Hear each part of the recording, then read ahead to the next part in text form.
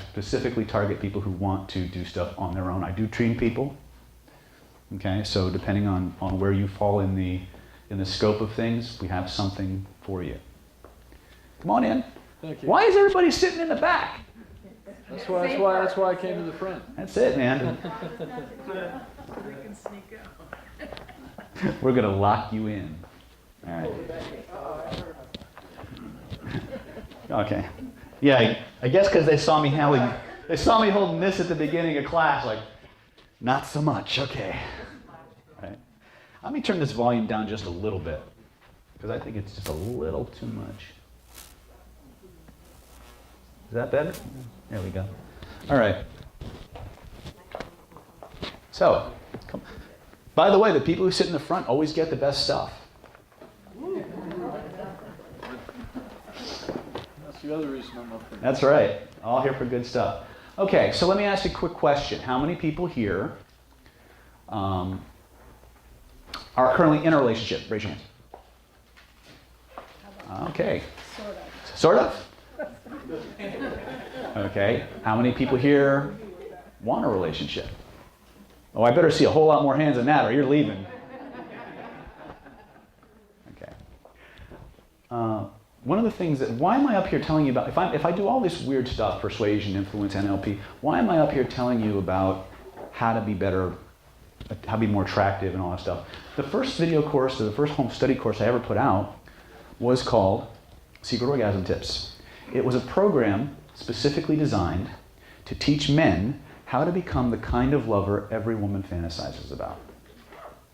Okay? It was all designed to learn, using NLP and other types of systems, how to find out exactly how a woman wanted to be touched, the order and sequence she wanted to be touched, how she knew she was getting it based on what she considered to be her perfect kiss, her perfect touch, her perfect everything.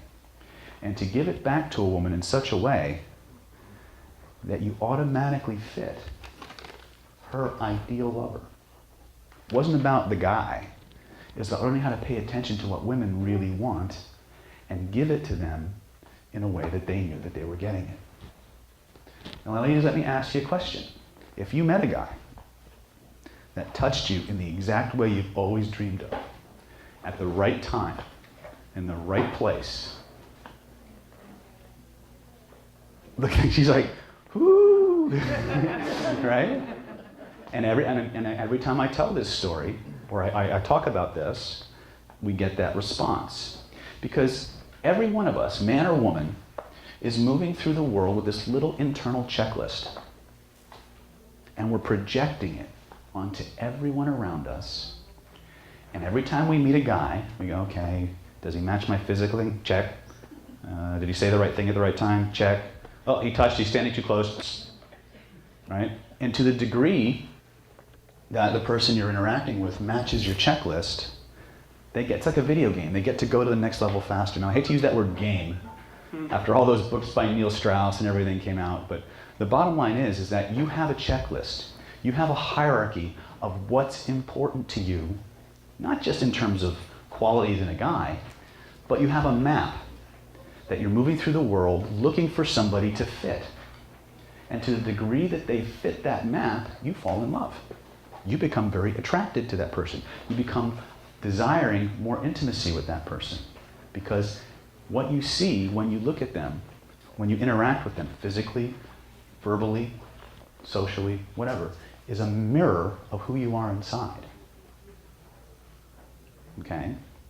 Guys, this is your first tip. It's not about you. All right?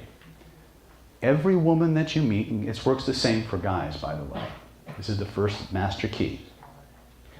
Everyone you meet is projecting onto you, just like you're a big old marker board, everything they want and need to be absolutely happy. To the degree that you have the ability to pay attention and give it back to them in a way that they know what they're getting, they will fall for you head over heels faster than you can possibly imagine. Some of the protocols that I teach, come on in, don't be shy. It's all right. Some of the protocols I teach can take a person from being a complete stranger to on the verge of falling in love with you in as little as 15 minutes. Now, just because we can do that doesn't mean we should. As any of you have ever been caught in a relationship for 6 months that went absolutely nowhere will attest to, right? How many people here, especially ladies, how many people here would like to find better men? Raise your hands.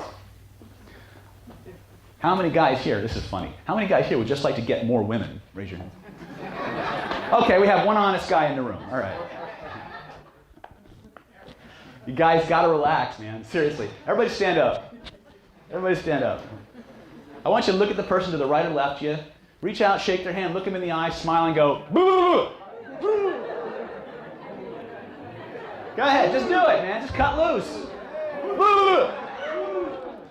How you doing, sweetie? Hi, I'm David. Nice to meet you.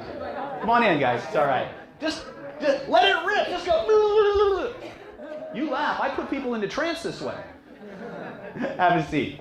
All right. It's okay if I take this jacket off, because I'm really tired of being formal. The beginning of the product is done. I can get casual now.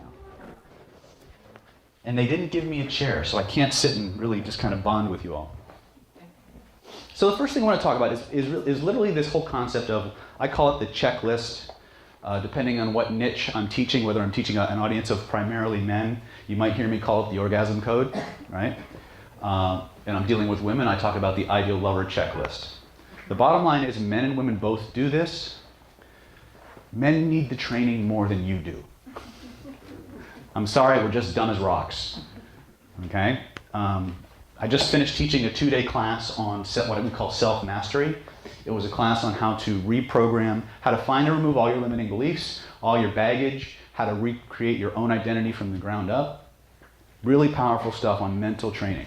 Highly recommend that course. We have a few graduates of that course, and if they want, I'll point them out and you can talk to them about that. But one of the things that we have to do is we got to clear up our crap. If we want to attract better people, we got to clear our crap up, first and foremost, because they're going to affect what you project onto the world. How many people here, kind of open loop myself, but I'll get back to it eventually, just watch. How many people here, by a show of hands, tend to keep attracting the same kind of person into their life? Ooh, how many people don't admit it? Which is usually what it is, right? You see, these templates that we move through the world in, these little checklists, most of them are programmed into us before we even realize that the people around us are, let's put it this way, before age 0 to 5 is when most of this stuff gets programmed in. So the dominant templates by which you sort tend to be your parents or the people in those roles when you were young. After that, it becomes the people who gave you the most pleasurable experiences. Man, it's really loud. Most pleasurable experiences in your early formative years usually have lots of oxytocin involved. Okay? And if frank talk offends you, you should probably run screaming for the exits now. Okay? I do tend to wax politically incorrect. Sometimes it's just necessary. It's fun to scare the straights too. Right? So the checklist. Here's the bottom line on this. Every man or woman that you meet will in fact touch you the way they want to be touched, in the place they want to be touched. They will speak to you in the language, unless they're trying to do something weird, that they want to be talked to in. It will literally come out of their mouth exactly what they want to hear. All you have to do is avoid getting creative and give it back to them in the order and sequence that it comes out of their mouth, and they will start to feel dramatically comfortable with you. Okay? How many women here would like to have a guy who just seems to get her? Guess what? I just gave every man in this room the key to getting you. Okay? Because we don't know about this checklist. Now, those of us who have an exposure to NLP or even some forms of conversational hypnosis, we understand this concept of pacing and leading, of matching and mirroring. I'm going to try to minimize the jargon that I'm throwing at you. But basically, anything that somebody does and you do it back, the nervous system treats that as a call to sameness, okay? The problem with sameness is that it's boring, okay? And this is one of the big problems that we have. Again, I'm going to try and lower this volume again because I keep getting feedback on this. Is that better? Okay. All right. I hate that high-pitched whine. It throws off my flow. Anyway, so bottom line is, when you're getting intimate with somebody, they will in fact stand, if they have any kind of social acuity whatsoever, the way they want to relate to you. We're going to talk about 7 stages of body language. So you can literally look at any 2 people interacting or group of people and speed read who's attracted to who. See, this is one of the big problems that guys have. You're going to hear me banging on guys a lot because we're dumb as rocks. We really are. I see I have a few supporters out there, right? In 2005, just to give you an idea, I was voted one of the top 10 attraction and sexuality experts by artofapproaching.com because I had developed a system for becoming any woman's ideal lover, linking those feelings to me in such a way that the more she spent time with me, the happier she got. Okay? Would any woman here like that skill in a man? That the longer you spent time with him, the happier that you got? Oh yeah. But some people might not consider it fair. Why? Because a lot of people move through the world thinking that if I have to do something that's not natural, that's something that I have to think about or I wasn't born with, then it's somehow wrong. To those people who might have that feeling, I have this to say: stop washing your hair. Stop going to the hairdresser. Stop getting your nails done. Because it's no different. Maybe the scale, maybe the degree, right? But don't we all want to look our best? Why? We didn't come out of the womb that way. We certainly didn't come out looking our best, did we? We certainly didn't smell all that great. And yet, we do these things because we do care, because we do want people to like us. Here's the thing about the kind of relationship. I'm talking about engineering your ideal relationships. I'm talking about becoming somebody who engenders an intense desire to be and stay with you. And there's a caveat to that. A couple of things. First of all, cell phones off, or I will hunt you down. When you start applying the principles that I'm talking about, you won't have a problem attracting people. You will have a problem getting rid of them. Which means you better have a damn good way to sort for the kind of people that you want to spend time with. Right? You see, the people that we attract in our life are more often than not based on templates. People that we identified with as children or in our early years who, in combination of just being present in our world, of having that place of being ultimate authority in our lives, mommy, daddy, okay? We love them and we start to project that onto the world and we look for those people, ironically. Even though they may not physically match how our father looked or our mother looked, there will be characteristics, there will be attitudes and behavioral traits that we are naturally predisposed to gravitate to. Not because we enjoy them. This is a big one. Okay? This is where it starts to get a little heavy. You might want to eat a lot of chocolate now. You might have heard some famous attraction gurus and teachers say this phrase.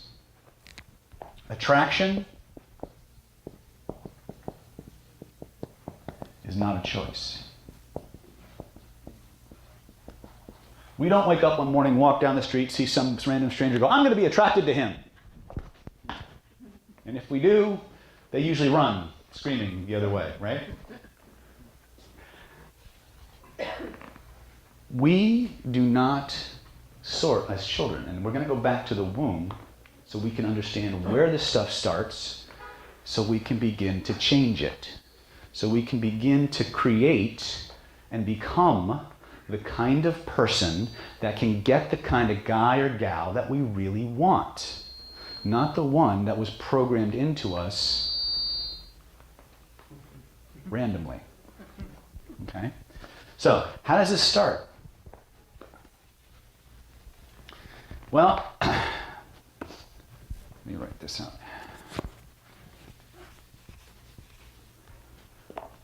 This is your brain on David. Okay? Now, we like to think we're really smart people. This has nothing to do with intelligence and everything to do with storage and what got there first. Your brain is hardwired not to sort for good or bad. At least not in the sense that we as adults understand it. There's either comfortable or uncomfortable. But it gets even more primal. It's either familiar or it's unfamiliar.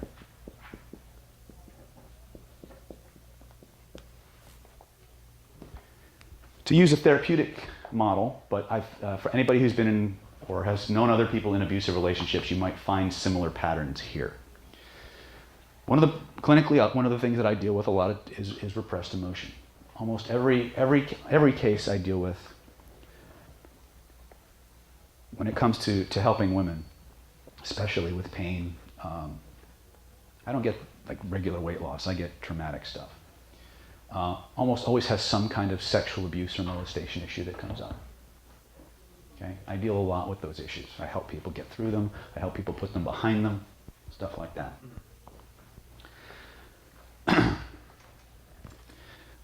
When you come into this world, you are one big blank hard drive. You barely have an operating system, to use a computer metaphor. To your brain, whatever comes first becomes the standard by which everything else is measured by. It becomes what's familiar. If you're brought into an environment where you're held, you're taught, you're comforted, those things are comfortable, right? They're good. And there may be eventually a word associated with that we come to know as love. Trust me, I have a 10-month-old. She does not know what love means. But she knows when she feels it. Okay? She does not understand love yet. At least not how we understand it. That's a very evolved perspective. But at her most basic fundamental level, I also have a 22-year-old, so I run the gamut. God's getting back at me. She does understand what's familiar, and she understands what's comfortable.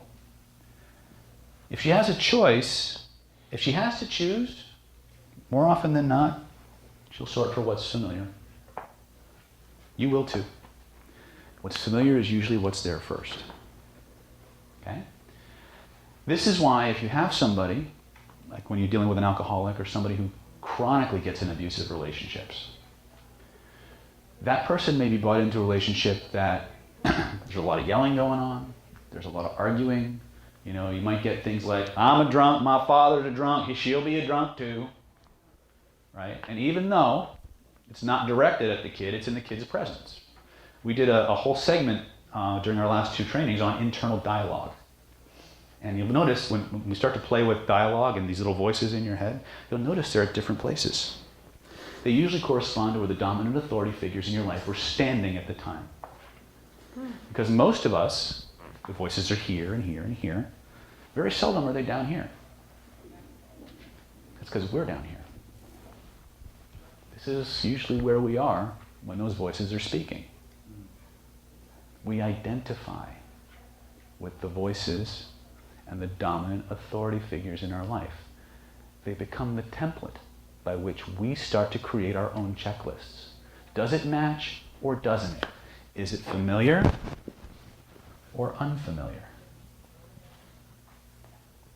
And that's what you will unconsciously sort for. Okay? It gets deeper, but I don't want to get too cramped. Now, most normally organized people, Love means feeling good, feeling happy. But for some people, love has a couple other elements in it that we don't normally consider, like stress, anxiety. Why? Because those were the emotions that were going on when the word love was being thrown around. They got hardwired in too. Okay? Every now and then when I teach this part of the segment, I see some guy go, because now they're starting to think, oh my God, I'm going to marry my mother, right? Or something weird. There are things you can do, right? But understand that this becomes the skeleton by which everything else is influenced. Okay? It's also why a lot of times our parents tend to hate the people we pick.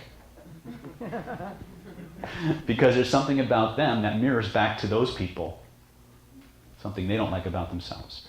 Which brings us to our next lesson on how you actually work. Now, the cool thing is using the technologies of NLP, hypnosis, energy work, we can fix it. You're not broken. None of you are broken. Trust me on this. None of you are broken. You just, as Richard Bandler likes to say, you're doing stupid shit. What does that really mean? It just means that you're thinking about things in a certain way that's not getting you what you want. And until you understand how to run your brain, you will continue to have thoughts and memories and ideas that were put in there without your consent, most of the time without your realization, and they will continue to run your life. In my persuasion and influence courses, I teach people anything outside of your awareness is outside of your control. When I teach guys how to become the kind of lover every woman dreams about, the first rule is pay attention. Pay attention, because she will give you all the information that you need to make her ridiculously happy. Okay? She will do it. And she will love you for it. See, they agree. All right, so questions on this part. I don't want to get too deep into it because this isn't a therapy class. This is about understanding why you might keep attracting the same kind of people into your life. It's not about good or bad. It's about what was there first and what you're sorting for. This is also why you can meet a great guy or a great girl who's everything you ever wanted or dreamed, and the relationship short circuits in half the time. Because it doesn't match your template. It doesn't match. This goes to self-esteem and self-image. A lot of what goes into our self-image and our self-esteem are based on the templates we had when we were babies. From 0 to 5, we have no conscious mind. And as our self-image changes, the things we accept, the things we refuse to accept change. This is why we have a thing called the First Wives Club. You guys know what this is? These guys are too young to remember the movie. This is why, many times, and ladies, you've heard it 1,000 times, you've probably read the book and seen the movie. Two people meet in an undergraduate education or maybe in high school, sweethearts. He has this aspiration to be a world-famous heart surgeon or plastic surgeon or some kind of high-level mucky-muck, and she works her butt off to help him get through medical school, help him become, climb that corporate ladder. He gets to that Fortune 500 CEO position and dumps her for a model. Why? His self-image changed. What he thought he deserved changed. Had nothing to do with whether he loved her or not, actually. It's how he sees himself. You see, we have this thing called resistance in our life. And resistance crops up in one of 4 basic ways. We resist anything that challenges or calls into question how we see ourselves.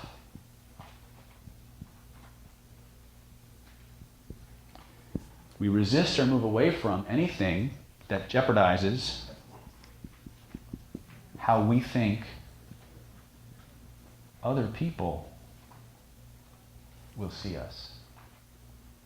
And we inherently resist anything that contradicts what we know to be true.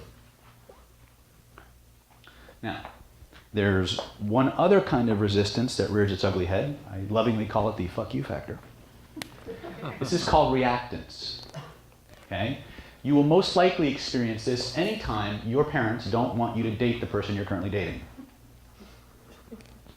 Okay? They come home, you bring the guy home or the girl home, and the first words out of her mouth, you know it's oil and water right there, right?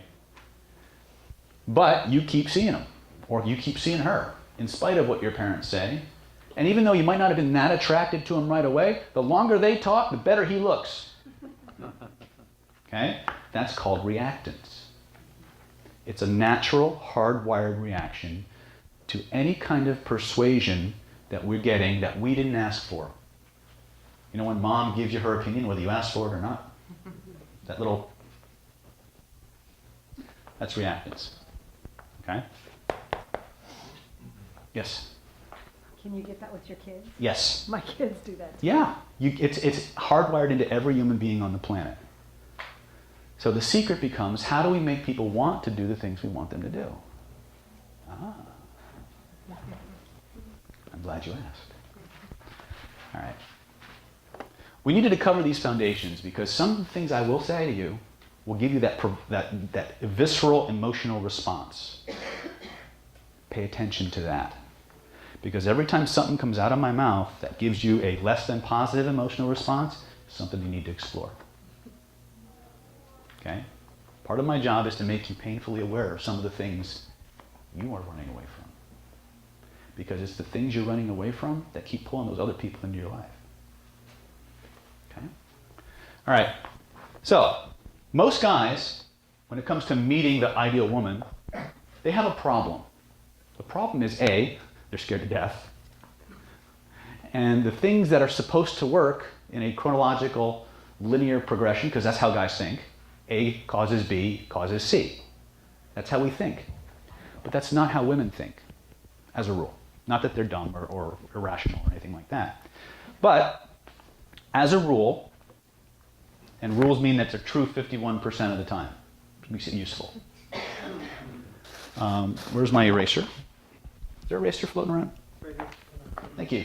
No problem.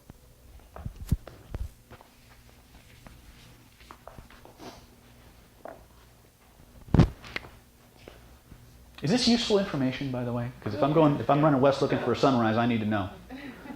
Okay. What was the last thing I said before I said, "Where's my eraser"? Anybody remember? Huh? You're talking about how guys think and how women Okay. In neurolinguistic speak, we have these things called language patterns. They're ways of speaking. Now, certain language patterns give you these, can create certain effects in the brain. And then they cause you to change your perceptions of the world because they change how your brain processes information. Guys, as a rule, tend to think in what is commonly referred to as cause and effect language. The structure literally means X causes Y. I was late today because traffic on Mira Mesa sucked. It was bumper to bumper. I couldn't get there. Right? Men tend to think that way. But there's an evil cousin. I shouldn't say evil. It's actually pretty cool once you understand it. I'm going to give you a secret today, a secret recipe today for making any relationship work. Would that be cool? Would that be useful? Even if you're on the verge of divorce. Ooh, tall order, huh? I'm going to give it to you. But if you don't understand cause and effect and complex equivalence, you won't be able to make it happen. In a cause and effect relationship, there is a sequential ordinal X causes Y causes Z. In a complex equivalence relationship,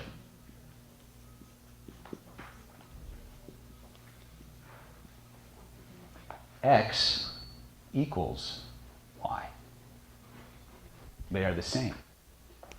So the joke that my wife and I kind of banter about whenever we use this example, I invited her tonight because this time of year is a very special time for us, even though we met long before that. But so I want to honor her a little bit if she shows up. If not, then I'll just talk about her. But traffic on Mira Mesa was bumper to bumper, and that's why I'm late. Somebody who's doing a complex equivalence relationship, if you were a better planner, you wouldn't have been late. Does this sound familiar? Yes. The story we used to say is, I'm sorry, honey, I was late. I got held up at the office. Traffic was a bear. I'm sorry, I'm late because of all these things. That's why I didn't pick Jack up at daycare. If you'd loved Jack, you'd picked him up. Does these sound familiar? Not necessarily the content, but the structure. If you to X, you to Y.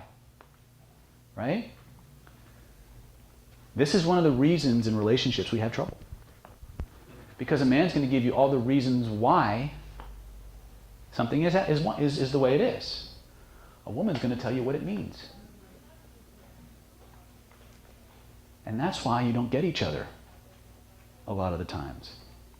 Because everything you do, gentlemen, means something to her. To us, it's inconsequential. These were just elements that happened that led to the result.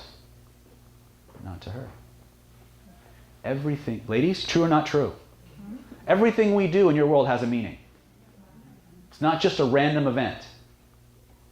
Welcome to the cause of most trouble in a relationship. But wait, there's more. Here's the worst part. Well, I'm going to give you, since we're on relationships, I'll just come a little bit this, then we'll talk about meaning and approaching. Would that be okay? Because someday, if you guys actually use this stuff, you might actually get in a relationship, and you might want to hold on to it. Right? Women, ladies, no disparagement. There's a book called Brain Rules by a guy named John Medina. How many people have that book? If you don't, get it. In that book, I think he talks about this, but if not, there's a video floating around on YouTube where he's lecturing at Google, and he talks about this. When women get stressed out, they get tense, they get anxious, they get progressively more picky and detail-oriented. In NLP terminology, we call them down-chunkers. They get more, if they're having a bad day and you leave the toilet lid seat up, okay, it's not going to stop at the toilet lid seat. Okay? It's going to be the toilet lid seat was up, she nearly fell in, it was the middle of the night, you also left the cap off the toothpaste. When will you grow up? Sound familiar? First wife was practice. Anyway. If I'd known then what I know now. But here's my point. When guys get that, we start to defend ourselves, which only makes it worse. Okay? I'll tell you all about the dynamics of this later. From the male perspective, guys, it's not rational. It's not logical. All right? I left the toilet lid seat up. It was the middle of the night. I was tired. I'm sorry. Let it go. No. Because she needs to tell you how she feels. Because if she doesn't, she can't let it go. Your job is to let her vent. The magic mantra, honey, I'm sorry I was wrong, will get you out of everything. Regardless of how egregious, as long as you're sincere with it, sincerity is important, right? Because they got bullshit detectors bigger than you. This is one of the reasons why a lot of the times when we're out in the dating environment, we get complete cold shoulder from women and don't know why. Guys, you got to understand something. Your woman is brilliant. Any woman you approach, really, is brilliant. What do I mean by that? What I mean is her emotional intelligence, her ability to analyze and codify tiny body language cues, little voice inflections, is off the charts for the average woman compared to guys. Most guys, we're dumb as bricks. Okay? I make a joke, but it's literally sometimes this bad. For a guy to figure out if a woman's attracted to him, she would almost literally have to go, and then he'd still wonder. Okay? But why am I even bringing this up? Because how many guys in the field have noticed that sometimes when they approach a woman in a club or a high populated social interaction, there's this little bitch scream that comes up, this little cold shoulder that just kind of radiates off her. It's like you get within 10 feet of her and the temperature starts to decrease and frost comes out, right? A little light goes on inside when she talks. You ever wonder why? It's not about you. Everybody's like, what? You see, the socialization that women receive and men receive are dramatically different. The average woman is brilliant. She is trained to hone in on subtle body language cues, voice shifts that let her know when the conversation is over. Because she's moving through the world, assuming everybody around is doing it the way she does, when she gives you these subtle cues that the conversation isn't going anywhere, it's over, you don't get it. And when you don't get it, she has to keep escalating because you still aren't getting it. Until finally, she literally has to blow smoke in your face and turn her back to you before you'll get the hint. Now, women don't want to have to do that. But their socialization is such that they didn't... See, women want you to approach. Here's the thing I want you to get. They don't want to be mean. They're not doing it out of meanness. They're doing it out of fear. What? She looked at me and made my nard shrivel. What do you mean fear? You see, women have different anxieties about interacting with men than men do about women. See, guys, you're afraid when you walk up to her, after you've mustered up your courage, sent all your mantras, pumped yourself up, got your best duds on, you're afraid she's going to reject you. Right? We'll get into that. But women, it's a little bit different. You see, women, as a rule, are taught to be nice. They're taught to be considerate.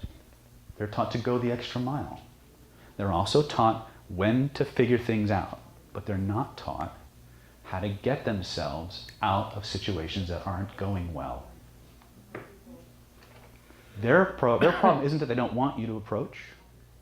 Their problem is they don't know how to extricate themselves from it if it goes wrong. You understand?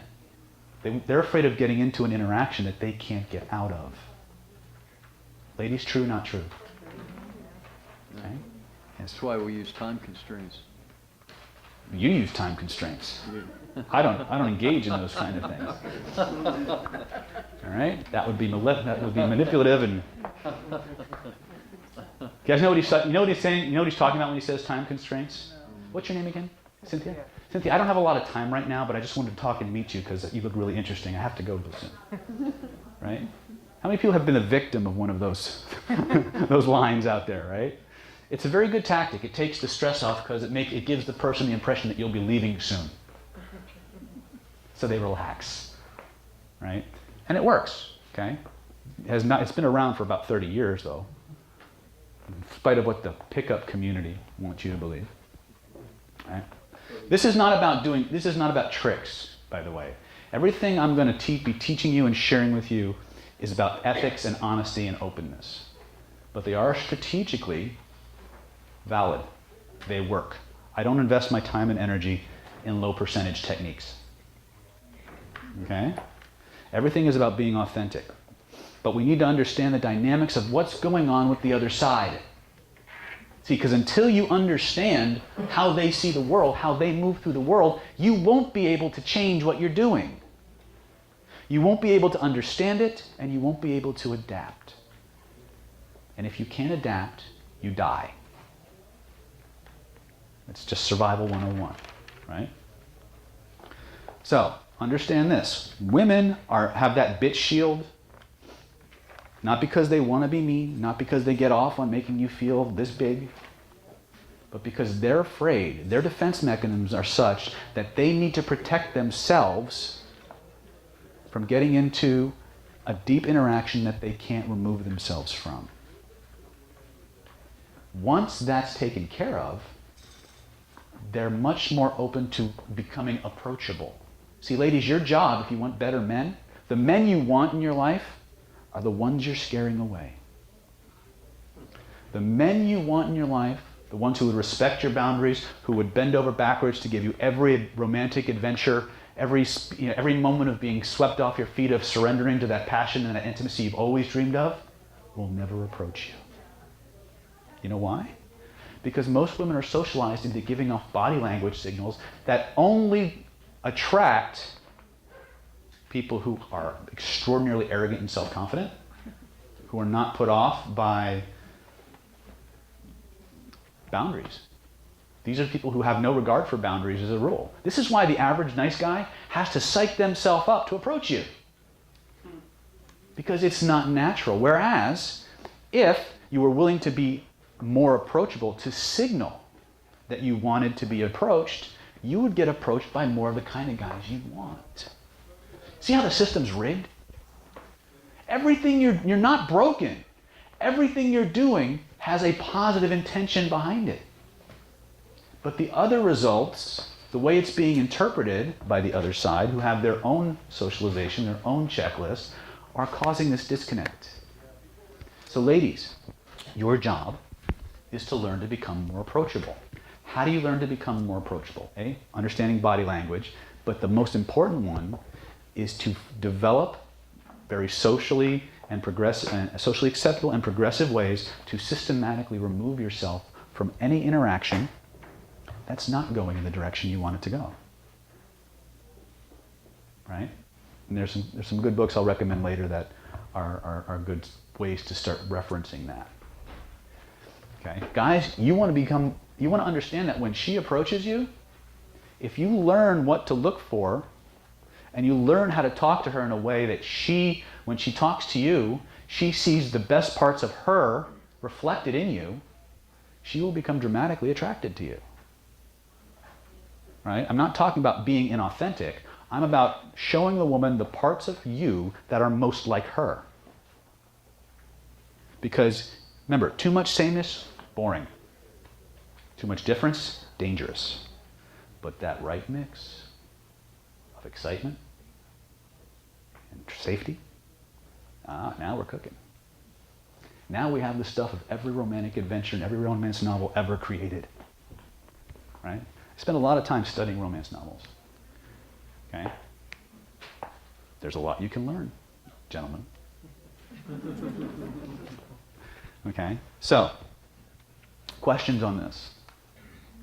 This means yes, this means no, there will be a test later.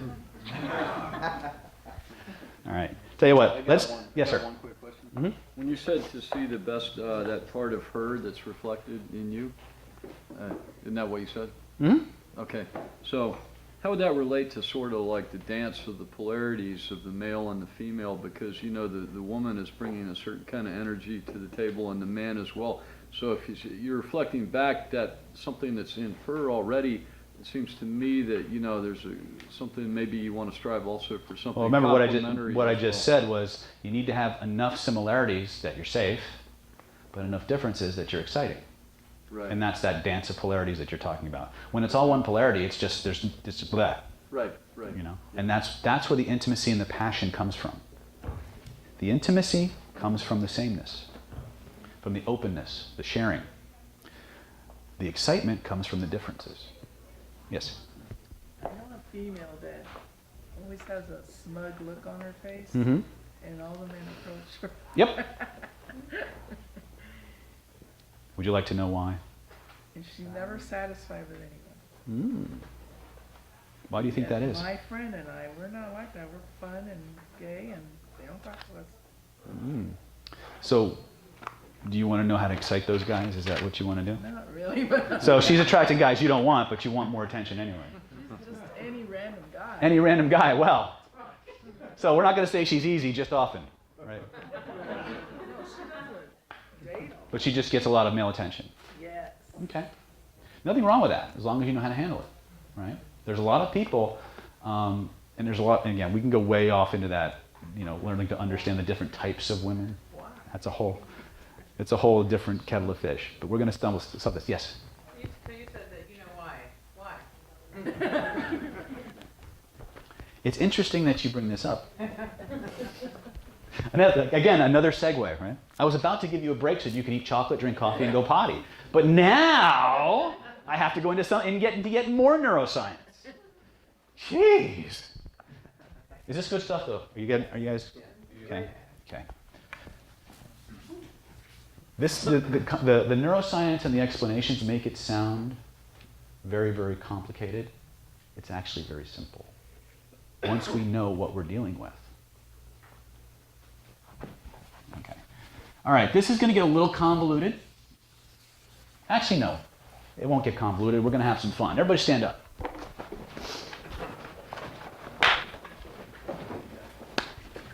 Hi, Sheila. Shayla? See, I got it wrong on the first try. How about that? All right, here's what I want you to do. I want everybody to just get your space. And what I want you to do is I want you to remember a time in your life when you knew, when you realized and felt absolutely attractive. And you knew it because, A, the way people around you were responding to you. And you knew it. And then what I want you to do is, as soon as you have that feeling, what I want you to do is backtrack to a couple of minutes before you realized it, when you were still in that feeling, but the realization hadn't hit you yet. Close your eyes. Now, notice where in your body that feeling lives. As you notice where it lives, just point to it. Look at it with your inner eyes. Notice there's a color associated with that feeling. And now let's just pretend for a moment that we can reach into that spot, grab all that energy, take it out and hold it in our hands in front of us. Just reach in and grab it, take it out. You don't have to believe it, you just do it.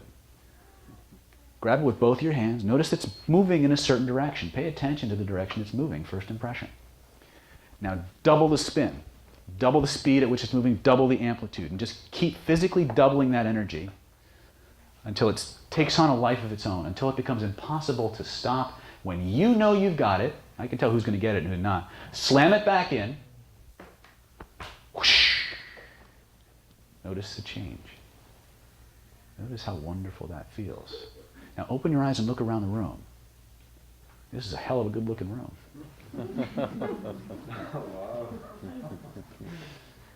Right? Now, what did we just do there? Go back to that feeling of being totally attractive. Not attracted, attractive. When you knew it, you felt it, it was undisputable. I want you to stand the way you were standing. I want you to breathe the way you were breathing. Okay? And lock it in. Notice what starts to happen to your feelings, how you physically feel as you assume that posture of being absolutely attractive. Now, while holding that same breathing rate, that same posture, that same everything, without changing anything, try to feel ugly. Notice you can't really do it without changing how you're standing. Now go back to feeling attractive. Stand even bigger. That's how she does it. When you move through the world holding a certain physiology, having your nervous system in a certain configuration, the emotional states that you live in radiate out to everyone around you, and they perceive you exactly the same way. The problem is that most of us are practicing shitty physiology, which leads to shitty emotional states, which leads to us being less than attractive most of the time. It's really that simple. It's not about what you believe. It's about what you're doing with your body. Prove me wrong. Everybody, close your eyes, because I want you looking at me when you do this. I want you to remember a time when you felt less than attractive. Okay? As George Carlin would say, those days where we suffer from severe appearance deficit. Right? Remember that time. And you knew it. You could tell by the way people were responding. You weren't being seen in the best possible light. And now what I want you to do, while holding that physiology, I can see who's doing it and who's not. That's called the fuck you factor, by the way. Those of you who I tell you to do something and you just refuse to do it. Try to feel attractive without changing anything. Use all the willpower you have, but keep that crappy physiology. Notice what happens. Now, while holding on to the crappy I'm unattractive state, mentally, shift your body back to the oh my God, I'm so hot stage and notice what happens. Oh, guys just went from a 5 to a 10 really fucking quick. Is it really that easy? Mm-hmm. Sit down. All you hot people. Simple, right? The only thing you have to remember, guys and gals, is that every feeling that we have in the body, emotionally, cognitively, has a corresponding physiology, a corresponding posture, rate of breathing, everything. Every feeling, or every state has a feeling and a body posture. Every body posture has a feeling. In our advanced classes, we teach persuasion and influence, things like that. We spend a lot of time understanding this connection. There's a technique we call the rock star technique. And a lot of what I teach was actually designed for women to attract guys. I had to tweak a lot of it so that the guys could actually have a chance with the ladies. So when I tell you things, a lot of it has been field tested by women to get the kind of guys they want. There's a technique called the rock star technique, where the equivalent of it in our conversational persuasion and influence course is the master and commander technique. The story goes like this. There was a woman who on an attractiveness scale was probably around a 6 or 7, not super hot, right? And yet, whenever she went out, whenever she went to a club, she owned the room.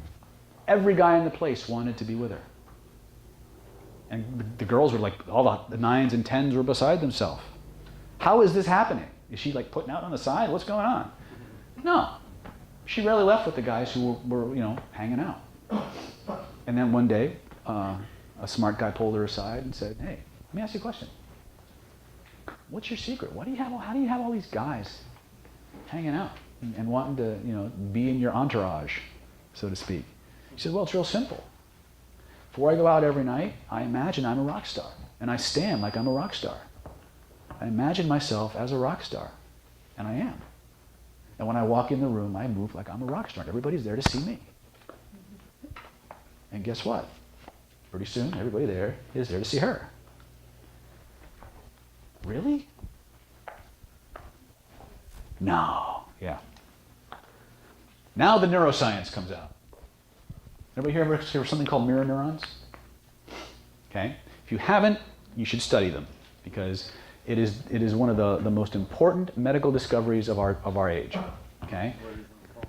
Mirror neurons. They are in fact the physiological basis for empathic communication.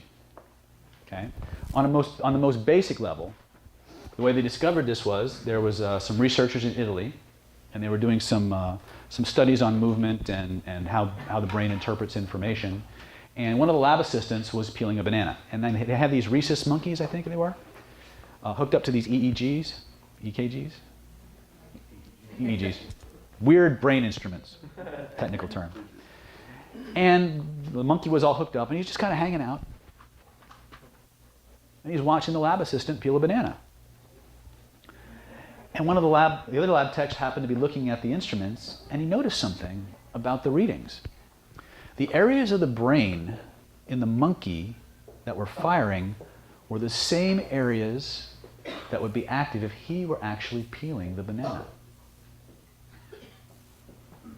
So literally what happens is when you observe somebody doing something, your nervous system fires off all of the same neurological connections as if you were actually doing it. Okay? That's one side of a many-faceted equation. I'm going to give you another one really, really quick. I will do my best to keep it simple, but if you understand empathy, then we understand how we can begin to create states in other people by having them ourselves. By holding certain physiologies, we empathically communicate information outside of conscious awareness. Okay?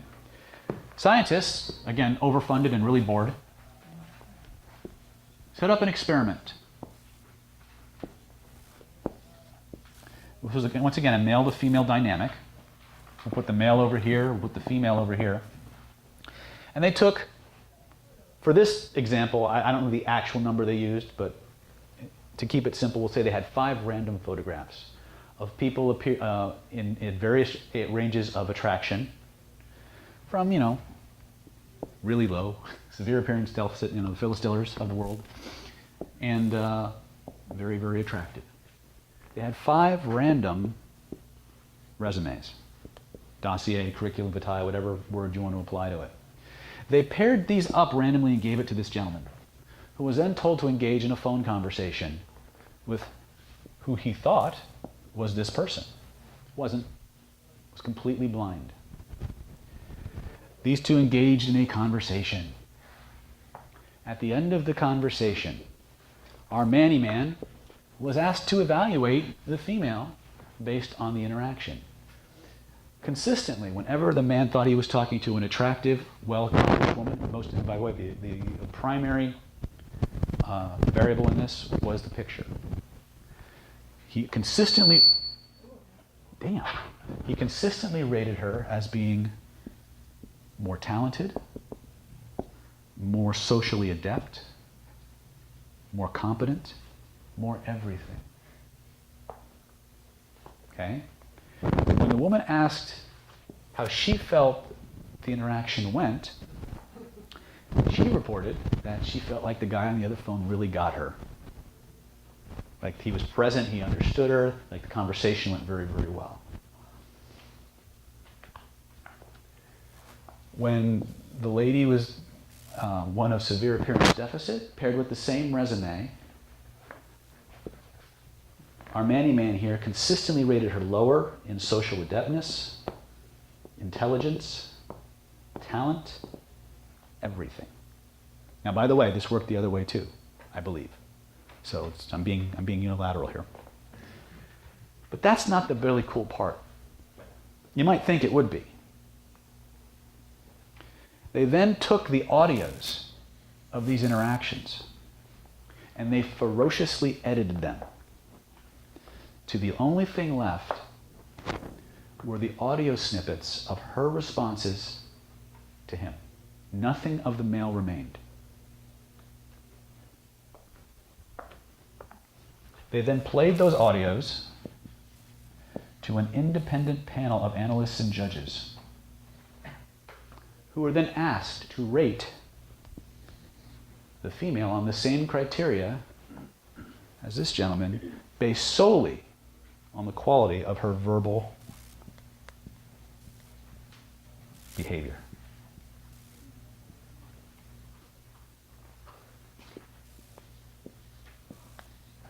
.100% match.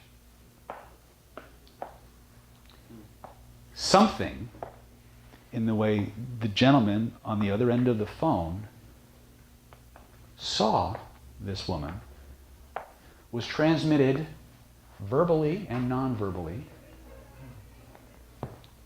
to this woman's nervous system in such a way that she literally took on the behaviors that projected that result to everyone around her.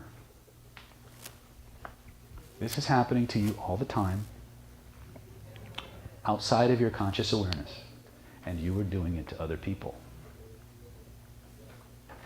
Okay? Now, the question is, what the hell do you do with that? Well, in the world according to David, we have this thing called the acceptance, rejection, projection, connection, which is a real long, drawn-out way of saying your checklist. You see, human beings, unlike most of God's creatures, have the capacity for reflective thought. We have the ability to have thoughts about our thoughts, to have feelings about our feelings, and to assign an arbitrary value to those feelings and those identities that we see. Man, just not my day for good sound, huh? Let's try this. That might work. So many times, the way people see us is a reflection of how we see ourselves. Because that's what we do when we approach, especially guys. Okay? You ladies might not realize this, but whenever a guy is getting ready to approach a woman, he's going to do basically one of two things. Unless he's trained. But this is usually what he defaults to. A, he sees a woman he wants to talk to. The first thing goes, oh, she's nice, I'd like to meet her. She's going to reject me. And he never approaches. Right? Or, this is the fun one. He sees her, he's like, she's amazing, I have to meet her. And he imagines himself walking up. They lock eyes. The chemistry's there, everything clicks. And they're together, and it's passionate, and it's wonderful for 3 or 4 months, and then suddenly the relationship ends tragically. She leaves him heartbroken, bereft, and he never approaches.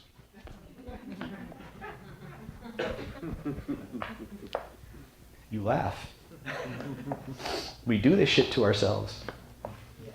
But if we're running those highly charged emotional movies in our head, what do you think we're projecting? What do you think we're training the people we're going to interact with to do? This is why your lady's always being approached, because she's carrying herself in a way that radiates an identity. Then what happens afterwards? Ah, that's the rub.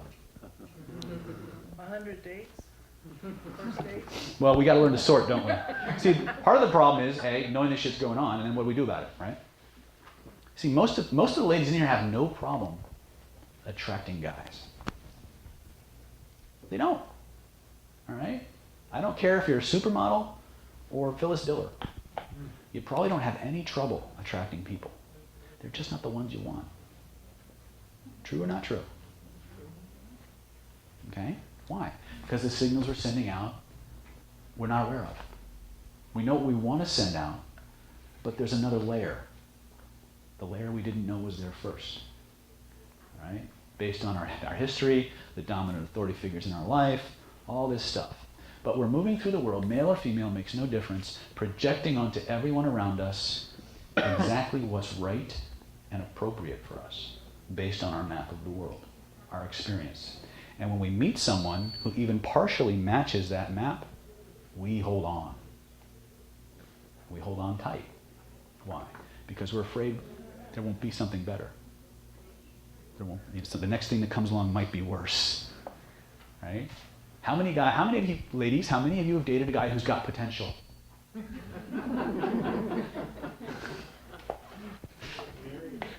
I can't tell you how, guys, is this news to you? It's like, holy shit. Because women don't see you as you see yourself, they see you how you could be based on their map of your world. Guys tend to do the same thing. See, most guys want to give women the sexual fantasies they want them to have instead of the ones they really want. Right? It's all about understanding the other person's way of seeing the world and being willing to do one of two things. Only accept people who match, or be willing to change your map to accommodate theirs. Now, as a rule, women are far more hardwired to doing this than men. Okay? Because their socialization teaches them to do it. They don't realize that that's what they're doing. They just know that they're putting the other guy's needs ahead of their own. And then, of course, that they get married and they have kids and she has a career. Now she's soccer mom, now she's career woman, now she's dutiful wife and homemaker. 20 years later, at the end of the day, she's exhausted and there's nothing left for her. Because she married a good guy, arguably, good provider, stable, exciting as toast, who might have been a very exciting guy when they first met. Only, as soon as she said I do, he stopped doing it. Why? Because socially programmed roles take over. You become different people because the identity roles you've taken on change. So how do you fix it? It's real simple. If you're married, date your wife. Be the guy she fell in love with, not the guy she's married to. Do all the things that you did to get her to fall in love with you in the first place, and you know what? The girl will come out. Because she never left. She just put everybody else first. For those of you who eventually wind up in a relationship, that's the beginning. Never stop seducing your wife. Never stop dating her. Never be that guy. Okay? Just an idea. So, we've gone deep into the science. We've given you some heavy shit, right? You guys having fun with this? Yes. All right. Let's take a 10-minute break. You guys go potty, have lots of chocolate, drink lots of caffeine. We'll come back. We'll get into some actual techniques. Okay?